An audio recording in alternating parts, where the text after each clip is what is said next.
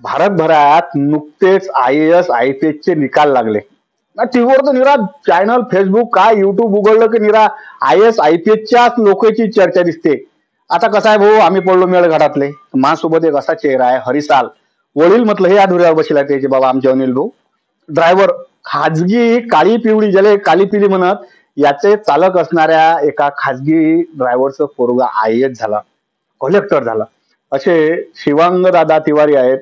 शिवांग दादा गावरान 90च्या तर्फे लय शुभेच्छा. वा वज्जर घासा लागलीशी लय मेहनत करायला लागलीशी. आणि तुम्हाला कसं काय वाटलं की इकडे गेलो तर आपला नंबर लागेल, IAS व्हायचं कसं काय मनात आलं? खूप खूप धन्यवाद. ऍक्च्युली आता आपण ज्या भागातून येतो, हरिसाल आपलं गाव आहे. तर आता तिथे आपण राहिलो आहे, तर आपल्याला माहिती आहे की गावात काय प्रॉब्लेम्स येतात लोकांना, बरोबर. तर ते आपली एक प्रेरणा होती. जेव्हा मी मुंबईला गेलो, तिथून बीटेक केलं आणि शिक्षणाचं वगैरे स्तर वगैरे चांगला झाला होता. मग मी कॉम्पिटेटिव्ह एक्झाम मध्ये वगैरे आलो, तर प्रिपरेशन करायला लागलो. मग मला असं वाटलं की UPSC एक चांगला प्लॅटफॉर्म देते आपल्याला, म्हणजे आपण आपल्या गावाकडचे जे प्रॉब्लेम वगैरे आहेत आपण सॉल्व्ह करू शकतो इकडे येऊन. तिथून मला प्रेरणा आली आणि असं वाटलं की मी करू शकतो. कसं आहे 10वी 12वीचे पेपरच तर म्हटलं की निरा माय बापाला सुचत नाही, त्या पोराला सुचत नाही. 12वी हे IASचे पेपर लय होते घ्यायला लागले असतील बाबा. आणि कोणत्या पद्धतीची मेहनत केली? अगदी बरोबर आहे. तर याच्यात मेन म्हणजे काय आहे की एक आत्मविश्वास आपल्याला असला पाहिजे स्वतःला, की म्हणजे आपण हे करू शकतो. हे विश्वास जर आपल्यालाच नसेल तर दुसऱ्यांना आपल्यावर कसं येणार आहे. आणि आता मेहनत म्हटलं की आता 10-12 तास तर आपल्याला नेमका अभ्यास करावा लागतोच. ते त्याची तयारी पाहिजे. आता मला पण माझा सेकंड अटेम्प्ट होता, पण 3.5 वर्ष गेले मला पण प्रिपरेशन मध्ये.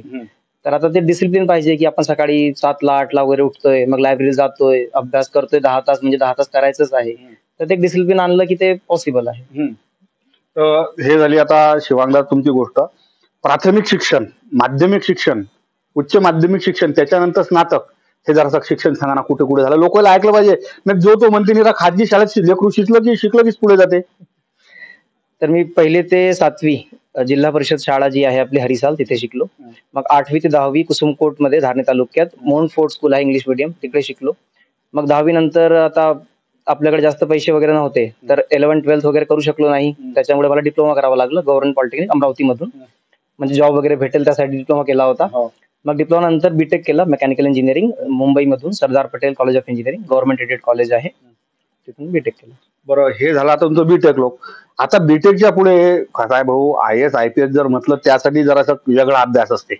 तर त्याच्या पुढची पायरी तुम्ही कोणाच्या मार्गदर्शनाखाली चढले आणि त्या टाइमला एखादा असा अनुभव सांगा ना की खिशात पैसे नाही तर खायची सोय नाही, असंही तुमच्या बाबतीत झालाय म्हणते.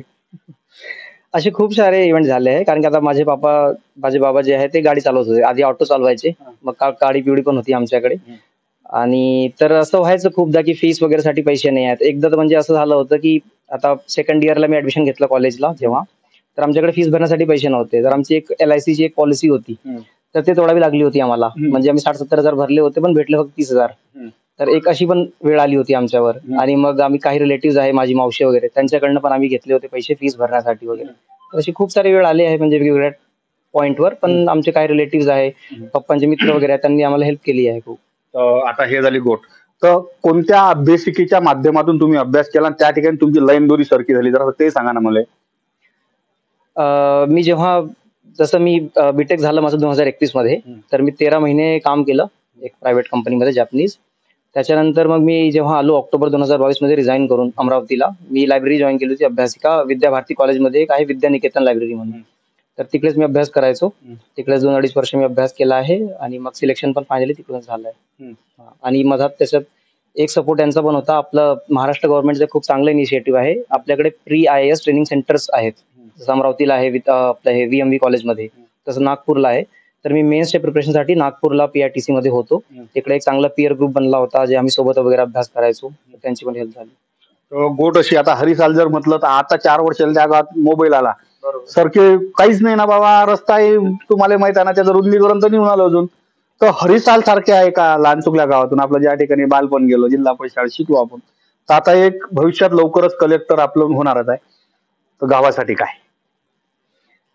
नक्कीच. आता बघा, तर आता जसं मी बोललो की मी आता स्वतः गावातून येतो. जे प्रॉब्लेम गावात आहे, फॉर एक्झाम्पल आता अजून पण हरिसालमध्ये पाण्याचे प्रॉब्लेम आहे. तर मी स्वतः पण जेव्हा लहानपणी पाणी भरायचो घरच्यासाठी, जे काही काम असतात म्हणजे गावात जे करावे लागतात सगळ्यांना, मी पण सगळे केले आहे.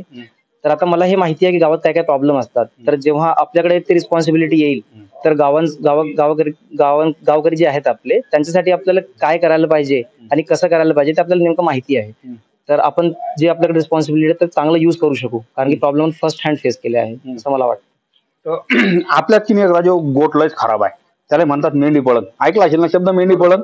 एखादं पोरग गावातलं काही झालं की नाही त्याच्या मागच लागतात. आता जसं कोणाला तुम्ही आज एखादा पोलीसवाला झाला की साऱ्या गावातल्या पोट्याला वाटते पोलीसवालेच व्हा. आता कलेक्टर झाला की असं लय जणांना वाटतं की आपण IAS IPS चीच अभ्यास करा. तर हे जे पोट्टे आता घासून राहिले, याले तुमचा एखादा कोणता संदेश आहे सांगा बरं जरा सांग मला. याच्यात बघा, याच्यावर मी नंतर येतो. आधी कसं आहे की आपल्याकडे एक तर गावांकडे अवेअरनेस खूप कमी आहे. पण आता जसं इंजिनिअरिंग मध्ये पण खूप चांगला करिअर बनतो हे लोकांना आपल्याकडे माहितच नाही आहे. आता माझ्या गावात हरिसालमध्ये मी एकटाच इंजिनियर आहे, अजून कोणीच नाही आहे. तर मेंढीपळण असं पण नाही आहे की मी इंजिनियर बनलो सगळेच बनतील. ते प्रयत्न करतात ते, पण त्यांना जे मार्गदर्शन गरजेचं आहे ते भेटत नाही. तर माझ्याकडून जेवढा होईल मी प्रयत्न करणार की त्यांना ते उचित मार्गदर्शन भेटलं पाहिजे. म्हणजे चांगले जे अपॉर्च्युनिटीज आहे, इंजिनिअरिंग आहे, मेडिकल फील्ड मध्ये आहे, अजून प्रोफेशनल कोर्सेस आहे जिकडे पोरं गेले पाहिजे. आणि त्याचसोबत स्पर्धा परीक्षा जे आहे आपल्या MPSC झालं, UPSC झालं, तिकडे पण पोरं गेले पाहिजे. पण असं नाही झालं पाहिजे की त्यांना बाकी अपॉर्च्युनिटी माहित नाही आहे म्हणून इकडे जाणं आहे, असं नाही झालं पाहिजे. तर माझ्याकडून जेवढा होईल प्रचार प्रसार मी तेवढा करणार की आपण कुठे कुठे जाऊ शकतो आणि कसं जाऊ शकतो. तर माझा प्रश्न तोच आहे पुन्हा की हे जे पोरं सध्या नवीन लागले तयारीत, आता त्यानं काल परवापासून म्हणलं जण जेवणाला की आता आम्ही भाऊ प्रवीण भाऊ तुमच्यावर 7-8 महिने बोलत नाही, आता आम्ही किती क्लासेस लावलं घासणं देणं आता. तर या पोरांसाठी कोणता संदेश आहे? तर जर त्यांची तयारी आहे की आपल्याला हेच बनायचं आहे तर चांगली तयारी केली पाहिजे. आता तयारी कशी करायची त्याचं पण एक आहे. म्हणजे एक तर आपल्याला डिसिप्लिन खूप चांगला पाहिजे. आपल्याला काय कसं होतं कधी कधी आपण दुसऱ्यांकडून मोटिवेट होऊन इन्स्पायर होऊन आपण तयारी सुरू करतो. 1 महिना वगैरे ते मोटिवेशन टिकतं आणि मग झालं संपलं. पण त्यासाठी डिसिप्लिन पाहिजे आपल्याला. म्हणजे ते आतमधून इन्स्पिरेशन आलं पाहिजे आपल्याला की खरंच आपल्याला करायचं आहे. जर आपल्याला लक्ष क्लिअर असेल आपलं आतमधून असेल ते, तर आपण जास्त टाइम टिकू शकतो आणि ते खरंच करू शकतो. कन्सिस्टन्सी एक मेन आहे आणि स्वतःवर विश्वास ठेवणं. कारण की आपण ज्या बॅकग्राऊंड मधून येतो, आपल्याला कधी असं वाटतं ना की आपण कम्पीट करतोय खूप चांगल्या पोरांसोबत, ज्यांचं शिक्षण खूप चांगल्या शाळेतून झालं आहे, चांगल्या कॉलेजमधून झालं आहे, त्यांचे बॅकग्राऊंड चांगलं आहे, तर आपल्याला असं वाटतं की आपण इन्फेरियर आहे, कुठे मागे पडतो आपण. तशी फिलिंग आपल्यात नाही आली पाहिजे. आपल्याला आत्मविश्वास खूप चांगला असला पाहिजे, मग आपण पण करू शकतो. तर एक प्रश्न आता हा जरासा, तुम्ही मेळघाटातले आम्ही मेळघाटातले, तर नेमकं काय झालं की आपण जर विचार जर केला तर निसर्गानं असं भरभरून दिलं मेळघाटाले, पण त्याचा की नाही राजू त्या ठिकाणी राहणाऱ्या लोकांना फायदाच नाही ना.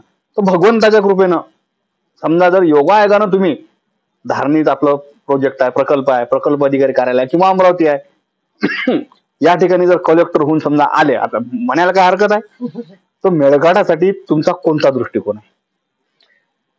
खूप सारे प्लॅन्स आहेत ऍक्च्युली. आता आपल्या मेळघाटात तुम्हाला माहिती असेल की माल न्यूट्रिशन, कुपोषणचं आपलं प्रमाण आपल्याकडे खूप जास्त आहे. म्हणजे एक टाइम तर असा होता की मेळघाटला पण म्हणत होतो माल न्यूट्रिशन कॅपिटल ऑफ इंडिया.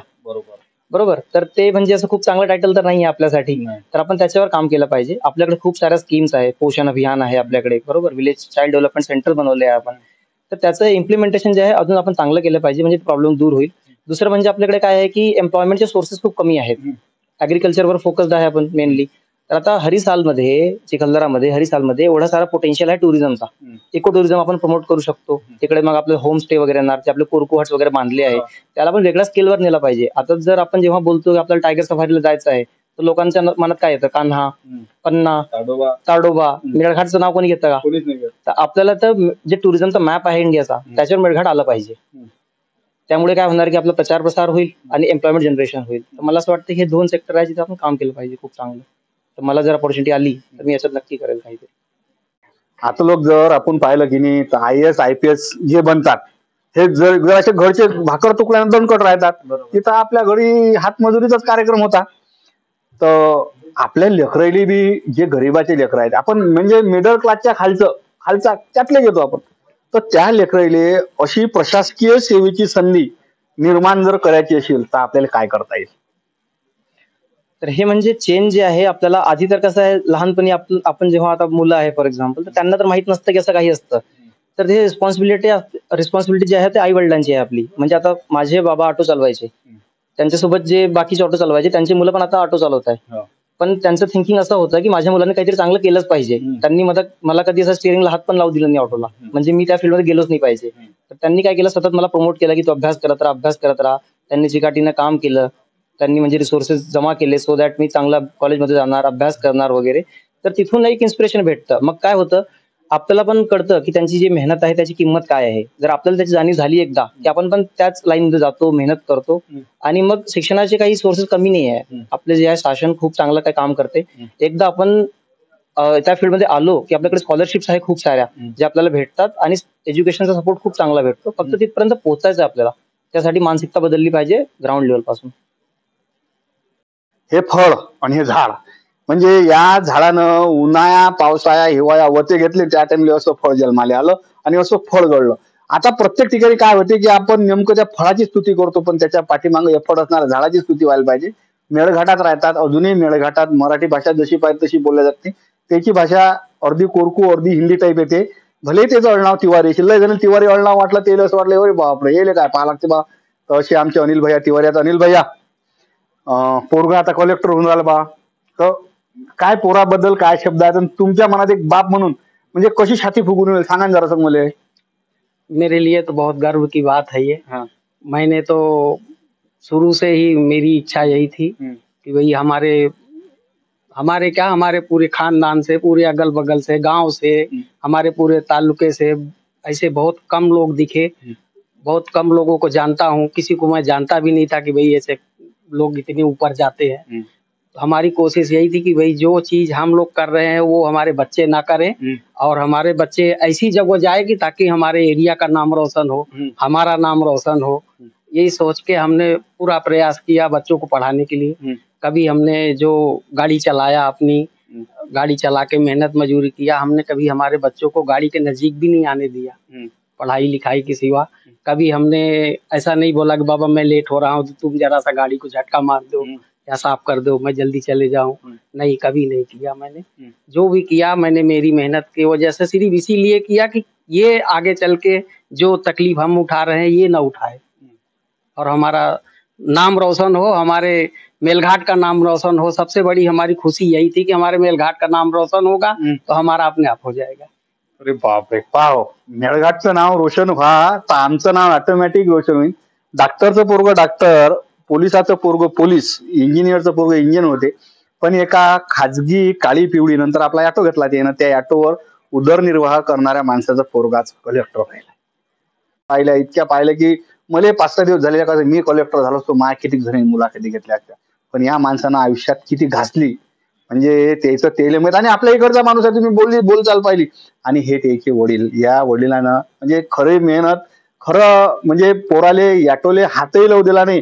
नाही तर बाबू चल 2-4 सवाऱ्या ये बरं, एखादी तिकून हरी चालून जरा ये बरं, धाडून चक्कर मारून एखाद्या बापानं म्हटलं असतं. पण नाही, म्या जे मेहनत केली ते मा पोरानं करू नये यासाठी या बाबानं घेतलेल्या मेहनतचं फळ या बाजून तुम्हाला दिसून राहिला. मुलाखत कशी वाटली? आणि आपली भाषा तुम्हालाच माहित आहे बाबा, गावखेड्याचे लोक गावखेड्याचीच भाषा बोलतात. आणि हा गावखेड्याचा एक कलेक्टर आता भारतीय लोकसेवेत जाणार आहे, कलेक्टर होऊन नक्कीच येणार आहे. आणि हा माणूस कलेक्टर झाल्यावर ज्या ठिकाणी कलेक्टर आहे त्या ठिकाणी गावरान 90 डबल एकदा मुलाखत घेईल. कार्यक्रम कसा वाटला, यातून तुम्हाला कोणती प्रेरणा घ्यायची आहे आणि ह्या माणसाबद्दल, लोगोबद्दल, या माणसाबद्दल विशेषतः तुम्हाला काय वाटते खाली कॉमेंट करून नक्की कळवा.